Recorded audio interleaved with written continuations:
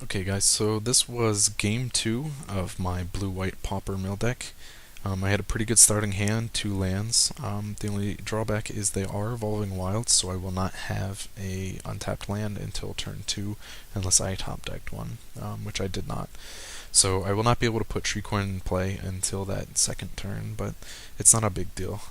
My opponent's playing again. I'm against mono black control. I don't know how I ended up against so many of these, but anyways, he decides he's going to start with Sign in Blood, and I'm okay to see that because the more he draws, the less work I have to do. I'll cast the Shriekhorn and get a chance to throw out Evolving Wilds again because I do not have a second turn spell that's worth casting in 2 cost. And my opponent decides he wants to draw some more. Okay, fantastic. We'll add 2 to that, and we'll make the deck that much thinner. Now, I'm sure you noticed this, but 9 times out of 10, with the Evolving Wilds, you want to grab the islands. It's just a steady play. You don't have a lot in the way of white mana creatures, no white mana spells. Turn 3 here, I have a couple choices as far as throwing things out. The Silklaw you don't want to play because you're stuck with only 2 artifacts in play. I could have thrown out Steady Progress, but what you really lose is having only 1 artifact. You're not really getting a maximum use out of that. So I decided I'll throw out the Occultist. My opponent's going to throw out another Spitter here, and you really have to watch out. If I put the Silklaw in play without 3, he's probably just going to eat a kill spell. You run into that a lot, as you can see here, against mono black, and having him just go to the grave is not what I want. If he's willing to waste kill spells on creatures like the Occultist, feel free. It just adds 1 more that goes to his grave. So I take a little damage to the Spitter here, and still am short on mana. But I will use my last counter on the Shriekhorn and use the Glint Hawk to replay it. As you see, I waited till the end of turn to use that counter, and then was able to, on my turn, use the last counter and replay it. My opponent is going to sit here and cause me to discard. Now this is a bit troubling for this deck, but I have some options. The first thing I decide I want to throw away is the Silklaw, because I am still stuck at only 2 artifacts. Without a 4th mana, I can't get Serrated Arrows in play, and I don't really have an option as far as making this Metalcraft to get it online.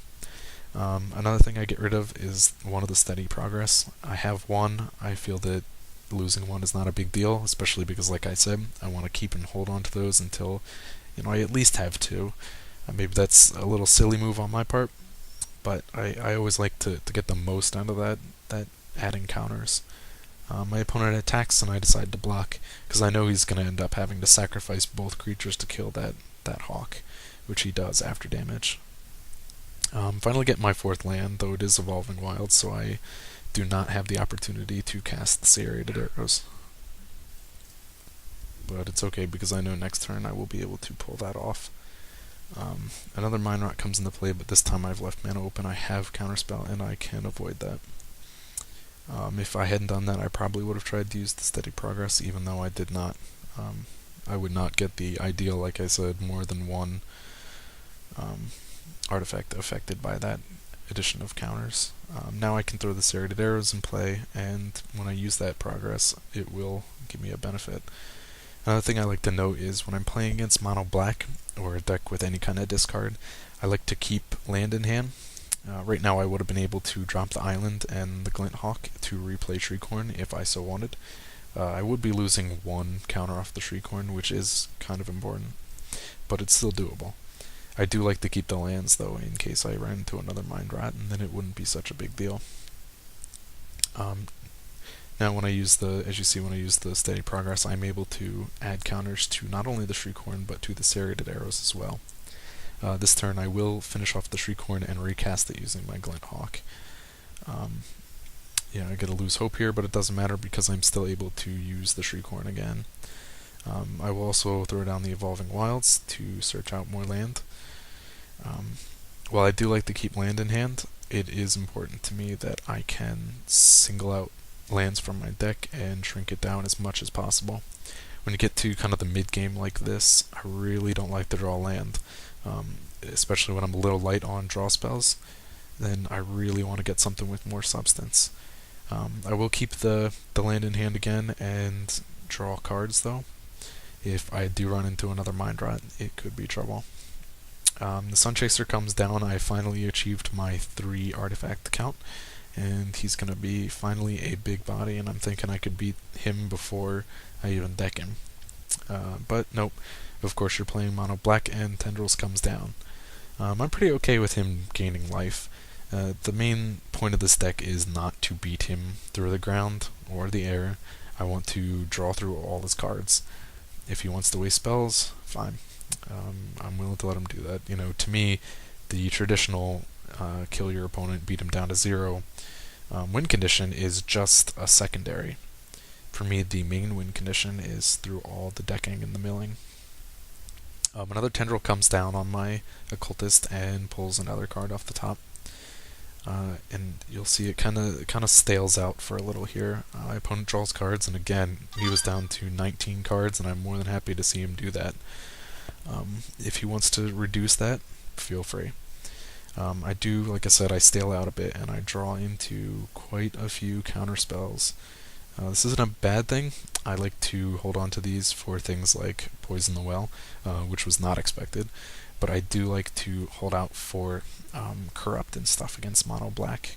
I draw another Stoic. And also a thing to note is I'm more than happy. I always throw out Stoics before counterspells, because if you use a counterspell and then they kill an artifact, you could all of a sudden be stuck with a 3-cost counter. So I like to get rid of those just in case anything happens and I can still have that 2-cost counterspell. Here comes one of the things I like to counter against mono black, and things like Corrupt, etc. Here it is Consume Spirit. They are big damage for black and one of the best win conditions, so I always try and hold on, make sure those don't come into play. Another Sun Chaser comes down, and I'm really hoping to get some ground here, but it, like I said, it kind of stales out with the counter spells I draw. Here comes a Corrupt, and I'm able to counter this one as well. And another counter spell. They kind of clumped up, I'm not sure why, but the Sun Chaser is doing its best to win this in another way. Here comes another Corrupt, and it will be hit with yet another counter spell. I'm sure my opponent was not too happy to see all this. Still beaten down. My opponent's at this point, he's down to 10 cards in decked. I do have one more use off the Shriekhorn here. Now you can see my opponent does lose hope on the Sun Chaser, and I'm assuming he's going to kill it.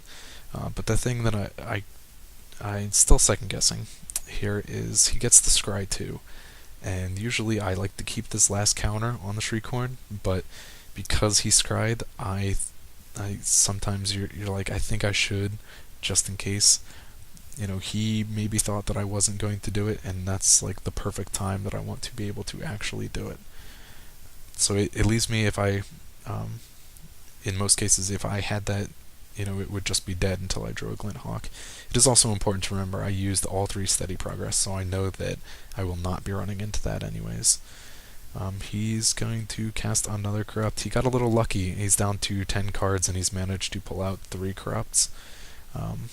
And he got 1 Consume Spirit as well, but, you know, Sun Chasers are going down. I'm doing my best. I'm sitting on 2 land. Not a lot I can do. This point I get kind of lucky. He manages to kill the Sun Chaser, but I top deck into Dream Twist, and he is at 6 cards. With all this open mana, I cast Dream Twist, mulligan him down, or deck him down to 3. I apologize, and then am able to flash that back and deck him to 0. You can see he decides he is going to concede before he actually gets the end game, but it was pretty nice top deck. I think I could have pulled it out anyways, though I'm not sure what he had with these 3 cards in hand. He already killed through a lot of his direct burn spells, and it seems as I went through and I looked at his deck, very, very creature light. I did encounter those spitters at the beginning, but that was the only creatures. Let's see, we pulled this out here. Yeah, there's the spitters, and it seems like his real win conditions are to use these Consume Spirits and the Corrupts to win. He's got a ton of creature control, but only 1 creature. Not even your Rager, which is kind of a typical mono black draw. But anyways, it worked out pretty well in my favor. It got a little close, I guess, down to 10. But yeah, if you take anything away from this, it's make sure that you hold on to counter spells against mono black for things like corrupt and consume spirit.